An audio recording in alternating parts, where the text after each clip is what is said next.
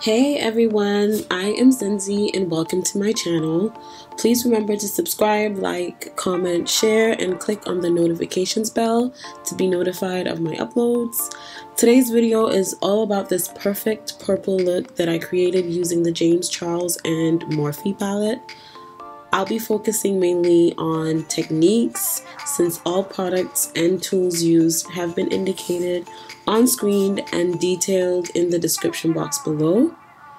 Here's a random fact about me. I actually hate the sound of my own voice, so it should come as no surprise that voiceover videos are particularly difficult for me.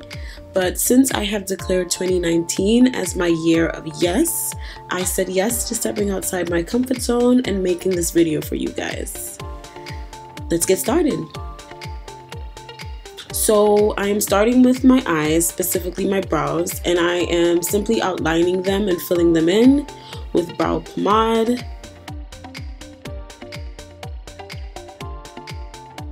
Now I'm going to use concealer a few shades lighter than my skin to sculpt the bottom of the brow as well as create a base for the eyeshadows that I am going to apply. Also, it's important to prevent creasing of the concealer, and so I use a little translucent powder over the concealer just to set it and keep it in place. Now onto the eyeshadow. I am patting the darkest shade on my lid with a short dense shader brush, and I am being very careful not to get that color into my crease.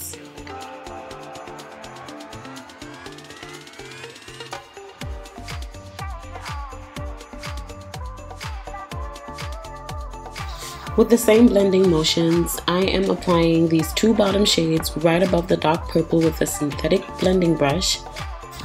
Also, you guys, it's important to note that for filming and posting purposes, the video has been sped up a whole lot.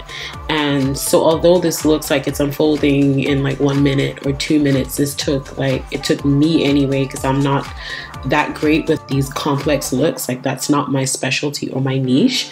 So it took me maybe about 30 minutes to do both eyes. So it's important to like continuously blend and slow the video down. If you're gonna like follow it, slow it down or pause it so you can do your blending while the video is paused. But trust me, this took a lot of blending and a lot more time than it appears on screen. Then with a different blending brush and this pink shade and a little white, just for softness, I am going to blend the crease color up towards my brow.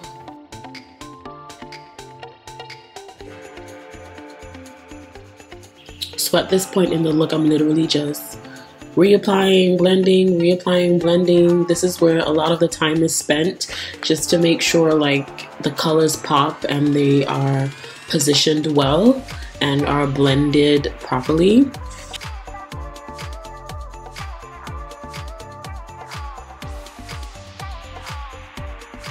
This for me is the hardest part of the entire like look. It's the hardest technique ever to master.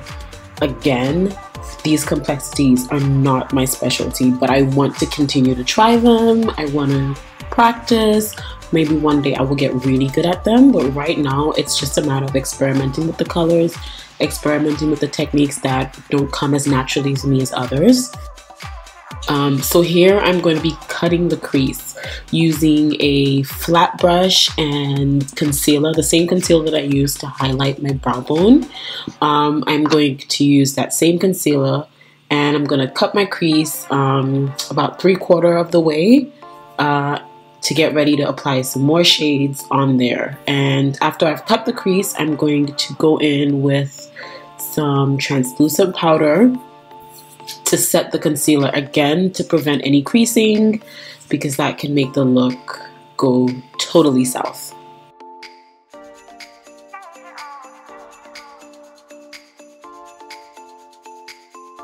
To decrease the harshness of where the concealer meets the dark eyeshadow in my outer V, I'm going to go back in with some more of that dark grape color and buff it in at the edge of where the concealer stops.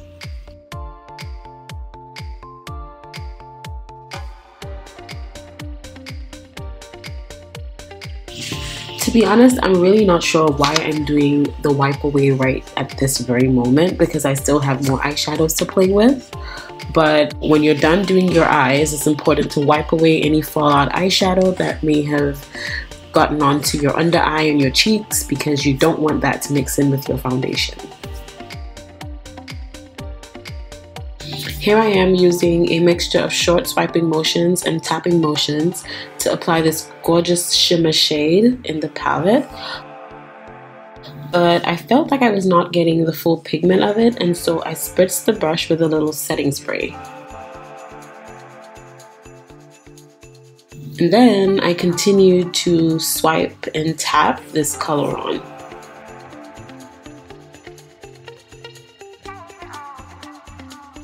For this last step of the eyeshadow, I'm mixing in this purple and a little bit of white to just sort of set and highlight the inner V of the eye look. The purple was a little too bright for that part of the eye, but I knew the white would have also been a little too light. So I mixed the two in just to complete the look. Now that the eyeshadow part of the tutorial is complete, I'm gonna basically fast forward the rest of the video and allow you to have a look at the products that were used and stuff. In terms of technique, this is nothing new. I have done a foundation and highlight contour routine video before. I'm still not like A1 on my winged liner, so I really don't have anything on that just yet, but maybe soon I will film something as I get better. But for now, please enjoy the rest of the video, and I will catch you at the end for the big reveal.